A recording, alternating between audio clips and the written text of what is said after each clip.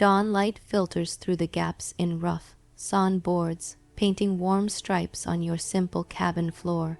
You stir on a straw-filled mattress, its uneven lumps cradling you as dust motes drift in the golden glow. Outside, the prairie lies silent and vast, broken only by a whisper of wind through tall grasses. You inhale deeply, tasting the faint tang of last night's embers on the air. Every muscle protests after yesterday's work, yet the promise of a new day brings a quiet hope. Your feet meet the cool, worn floorboards as you rise. A sharp blend of earth, unwashed bodies, and distant animal calls fills the air. Hygiene here is a luxury. Water, heavy to haul, reserves its blessing for cooking and drinking. A battered basin holds the memory of your last wash weeks ago. With practiced care, you tip a small pitcher, letting each drop in turn splash into your hands, washing away last night's sleep and gathering quiet thoughts for the day ahead. Clothing is scant and rough, 2 sets only. You pull on stiff canvas trousers whose seams rub your skin, then a coarse cotton shirt, faded by sun and sweat. Each patch and stitch tells a story of mended tears and hard miles. Sliding into worn leather boots, you tie the laces firmly. These boots carry you through every sunrise and every burden. Dressing becomes a ritual of gratitude for what you have, rather than regret for what you lack. Stepping outside, you greet a horizon washed in soft pink dawn. You grip the smooth wooden handles of your plow, guiding the iron blade into the firm soil. The earth resists, then yields, turning in dark furrows. Each pull exhausts you, muscles burn, heart quickens. But there's solace in the rhythm, a dialogue between your strength and the land's own will. Sweat beads on your brow as the world awakes around you. By mid-morning, the sun climbs higher, promising relentless heat. In winter, this same cabin chills to the bone. In summer, it bakes like an oven. You pause under a solitary cottonwood, its rustling leaves offering welcome shade. Drawing water from a well, you savor each cooling sip, an unspoken prayer of thanks. Then, shoulders squared, you return to your tasks, feeling the sun's warmth on your back and the land's silent encouragement. Work stretches on without pause, hauling water in heavy pails, mending a split rail fence, chopping wood for the night's fire. There is no clear break between chores. Each duty flows into the next. You measure time by the sun's arc and the ache in your limbs. When you pause, it is only to catch your breath and glance at the sky, noting the slow drift of clouds or the distant call of a meadowlark. Towns are little sanctuaries. Wooden sidewalks rise from dusty streets. A hand pump well stands at the center, a meeting place and a warning. Without sewage or germ knowledge, disease moves unseen. Cholera, typhoid, smallpox can sweep through cabins and wells. You draw water with careful hands, aware that each communal sip carries risk. The hum of conversation mingles with distant coughs, a reminder of life's fragility here. As daylight wanes, thoughts turn to safety. Lawmen are few, a lone share, if might patrol hundreds of square miles on horseback. Elsewhere, vigilante justice carries its own swift verdict. You stow your rifle before entering town limits, out of respect for ordinances and self-preservation, and walk the wooden planks with watchful eyes. Tonight, you'll rest to the crackle of embers and the whisper of wind through grasses, gathering strength for tomorrow's first light. The shaft's entrance yawns before you, dark as dusk. You grip the headlamp atop your hat and descend into the hush below, the beam dancing across wet timber supports and dust, fine air. Each footstep sends grains swirling, catching gold in your light. This world feels paused, the weight of rock pressing you down and the echo of distant drips whispering of hidden depths. Your heart beats steadily, each inhale tasting earth and minerals. each moment a blend of curiosity and quiet solemnity. Deeper in, the walls close in, and the air grows cool, heavy, and damp. You set an iron lamp upon a wooden ledge, its gentle flame tracing shadowed carvings and centuries of minor footprints. The faint smell of smoke and metal fills your nostrils. You crouch to examine veins of ore streaked through rock, a quiet marvel of hidden wealth.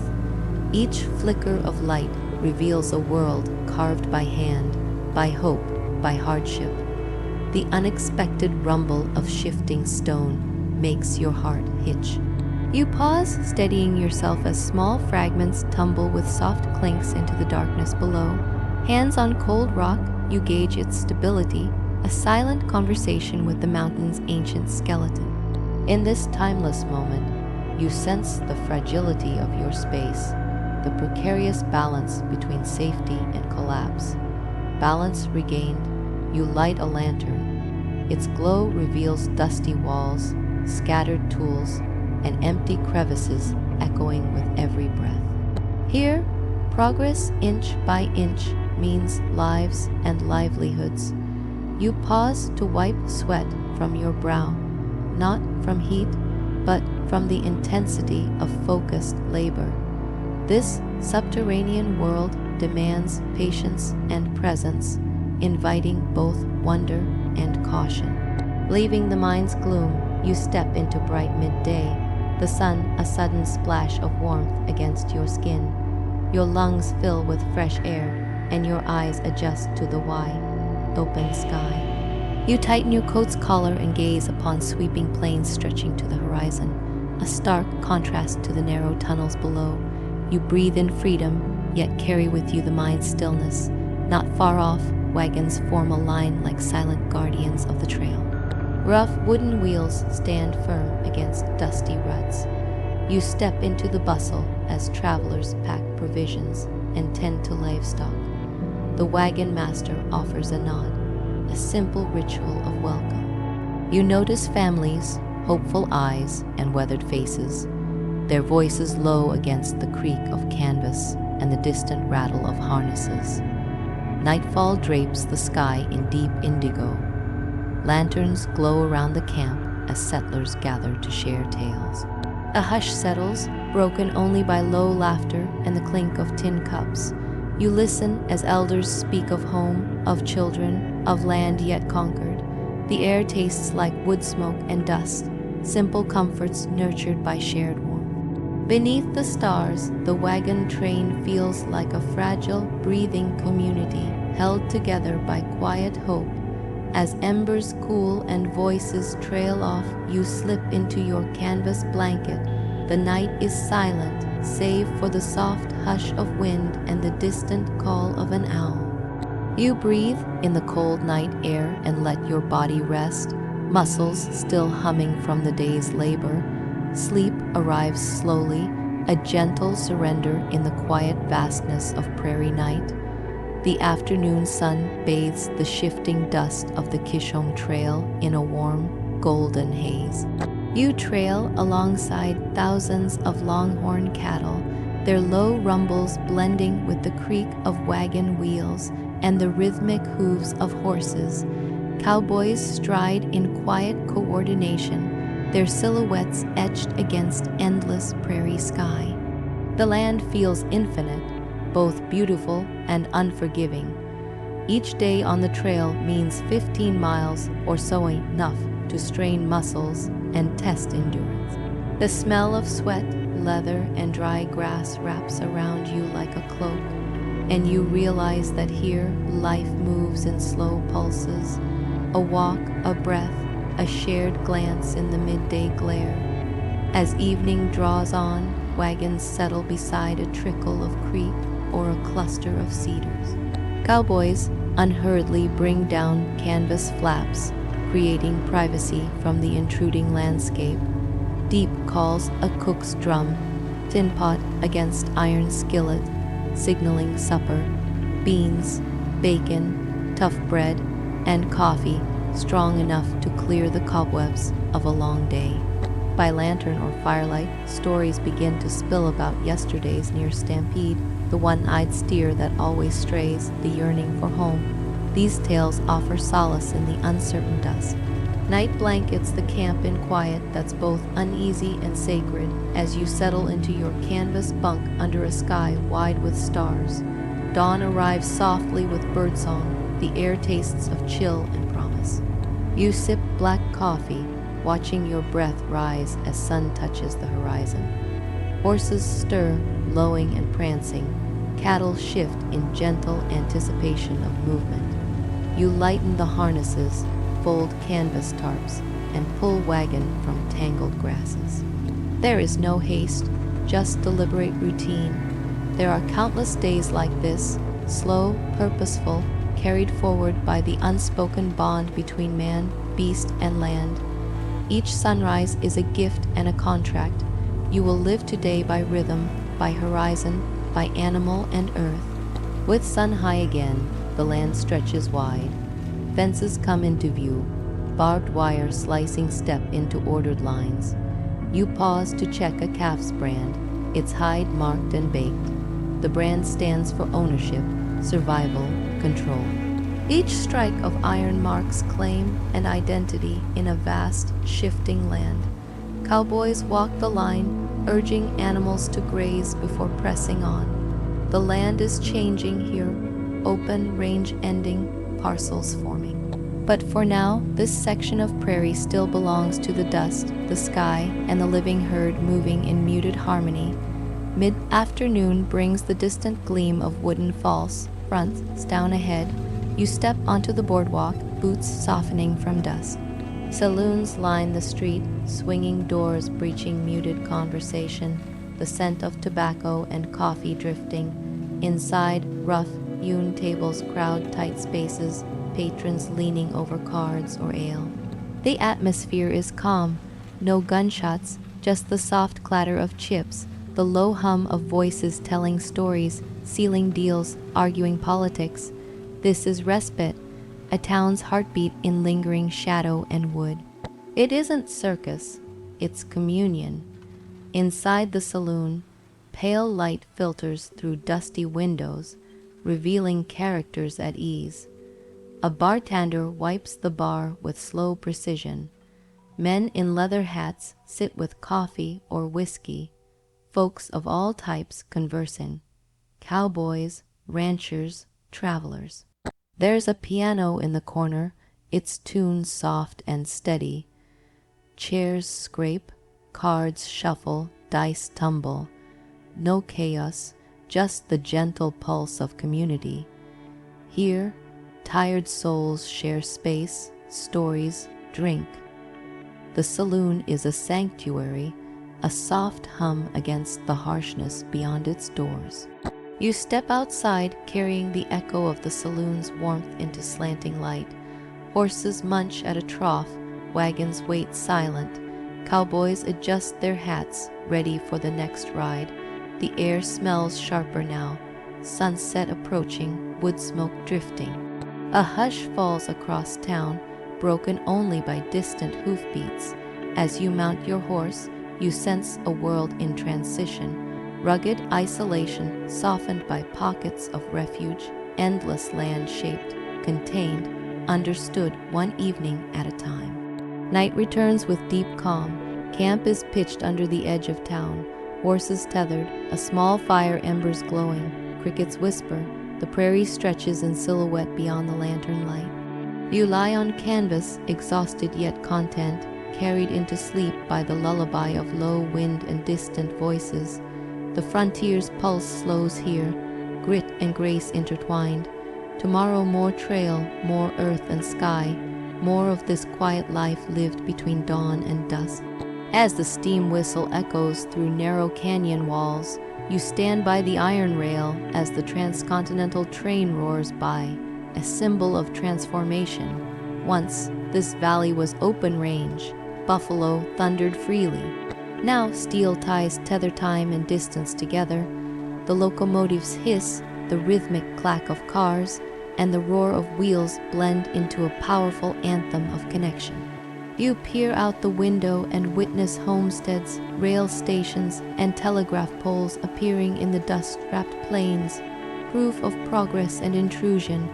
Each mile irons, band brings settlers, their hopes, tools, and children, fanning outward from the coasts, erasing the frontier line. With each rail spike driven, the vast West felt smaller, mapped and claimed. Statehood for territories once untamed followed. Colorado, North and South Dakota, Montana, Washington, Idaho, and Wyoming all joined the Union by 1890 as formerly long, open territories became full-fledged states. You sense tension in these steaming carriages, promise of connection, yet dread of change for land that once spoke only to buffalo and wind. After disembarking and walking behind wagons rattling down new trackside roads, you witness barbed wire slicing through pastoral lands, dividing cow from field. No longer does the prairie run wild. It is measured, fenced, allotted. The lands once governed by seasonal migration of bison, cattle, even people, now wear rectangular stamps of property. This fence brings order, but fences can also bring conflict. Range wars simmer between ranchers and settlers, between those who rent land by fence and those who simply drive their herds. This process was both practical and ideological, marking resource, bound territory to protect farmed land against open, range grazing. In the following years, the frontier was officially declared closed in the 1890 census, a hallmark of dramatic social transformation in North America school history. You hear settlers speak of burst of land claims, with Oklahoma's land rushes in 1889 and 1893, and watch families stake their plots. The safety valve of endless land is gone, replaced by drawn lines, deeds, and disputes. Twilight settles on fenced fields, and you feel the weight of permanence and loss. At the river crossing, you witness the gathering of destitute native families under driftwood shelters, fragile homes near declining fisheries and rail lines. These are descendants of tribes whose world changed in blitz, first by gun and buffalo slaughter, then by legal decree. Many were forced westward, onto reservation lands that often spanned a fraction of their ancestral territory. You overhear broken conversations, elders speaking Sioux, children repeating English lessons, many unsure who holds tomorrow's promise. From the Sand Creek Massacre in 1864 to Wounded Knee in 1890, you sense a swirl of violence, betrayal, and sorrow. Railroads brought soldiers, settlers, and disease. Treaties were broken, cultures undermined. You see teams building Indian boarding schools, children boarding buses to Carlisle or Phoenix, their laughter a fragile hope among boarding school gates. The frontier's closure feels like sorrow, freedom's edge fading, cultures extinguished, land, lives ruptured. At sunset, you reach the rim of a national park Yosemite or Yellowstone, where granite cliffs glow with last light and pine-scented air stills you. Here is America's attempt to pause the frontier, not with fences, but with preservation. John Muir and early conservationists fought to enshrine these landscapes in national parks and forests, attempts to preserve the primal heart of a closing continent.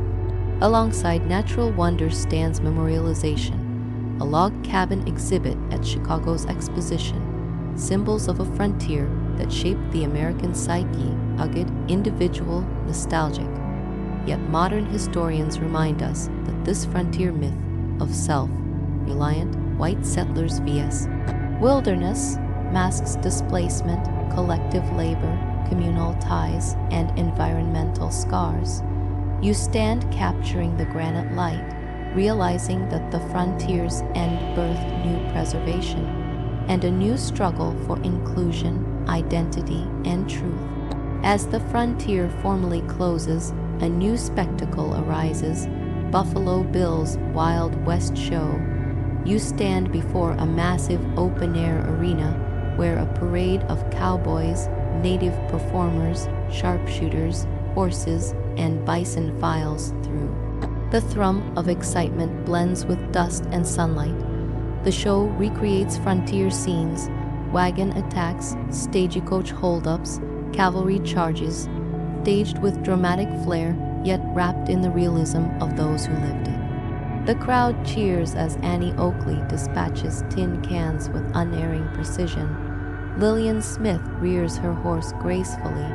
You sense something powerful here, collective memory, shaped for entertainment, stitched from fragments of real lives. Night settles in the camp behind the big top. Lantern light spills over tents where performers rest, their faces lined with makeup and fatigue. Among them, Sitting Bull sits quietly, watching the distant embers of the final reenactment die away. Though he participated in the show to preserve culture, the staging of history feels haunted. The meeting of native heritage and white spectacle confronts you. Real grief behind scripted scenes, dignity hidden within entertainer masks. The frontier's myth and reality dance here together, each feeding the illusion yet flickering with deeper truth. From arenas, the myth spills onto stages worldwide. In London and Paris, audiences fill tents to see simulated prairie storms and staged Custer's last stand. Queen Victoria and European royalty applaud cowboys and native riders alike, captivated by this snapshot of American myth. While celebrations mark the strength of a nation, these performances cast the West in chromatic oversimplification, courageous, wild, moral. Pure pageant. Beyond that facade lie deeper histories cut by displacement, resistance, survival. The camera pans home to American towns emulating frontier shows. Tombstone reenactments, festooned saloons, rodeo arenas echo past. Historians remind us, Frederick Jackson Turner's 1893 thesis argued that the frontier shaped American identity, resilience, democracy, individualism, but its end sparked longing, nostalgia, and invention of myth. As we watch, we recognize the frontier is now a stage, framed by fences not in fields but in minds. The West becomes memory, not geography. We honor its grit, but must also remember the cost: erasure, displacement, environmental change. These shows ask us, what myths endure and which truths matter? In quiet, we wander through museums and preserved ghost towns. Old mining tools hang silent, distanced from living hands. Buffalo Bill memorabilia glimmers under glass, but beneath the shine lies uneasy reflection. You read of bison slaughter, enforced native relocations, land stolen and elided under showmanship. Yet you also encounter voices of resistance, parks preserves, tribal heritage centers, environmental renewals, each reclaiming narrative and place. The land shifts again from commodity to caution, from myth to memory. Dusk draws near. We step beyond exhibit halls to Yellowstone's steaming geysers, silent canyons, and northern plains where bison roam again. The vastness feels different now, not conquered, not displayed, but held in care. Here, conservation and cultural respect converge. Indigenous guides share stories at healing camps.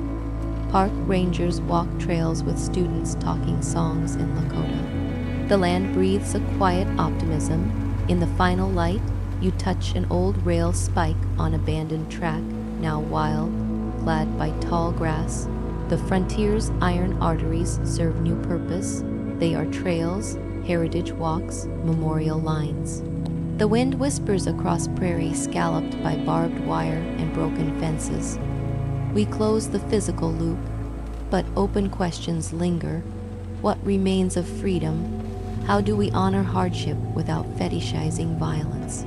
How do we carry both pioneering spirit and deep humility? Night falls gently. Stars blaze in an unpolluted sky. reminding us of the centuries before fences, trains, and tents. We lie on cool grass, breathing in silent space. The land holds memory and promise. The frontier's story doesn't end, it evolves. As the camera pulls back, we see land that resists singular myths. A place shaped by many hands, many hearts, many truths. Your journey ends here, but the stories continue alive in winds, swept plains, crackling campfires, and the beating pulse of history. Under an amber sky, you wander through a near-empty ghost town. Boarded storefronts and weathered signs speak of once thriving lives, mining claims, saloons, barber shops, now frozen in dust and silence. As wind stirs empty tin buckets and lifts newspaper scraps, you sense the fragile nature of human ambition. This town, like many, peaked with hopeful toil and faded as resources dwindled. Its emptiness is both lament and lesson. Without sustainable roots, even the epic flush of frontier life could not endure. Beyond the town, a battered railroad trestle remains, spanning a small glen.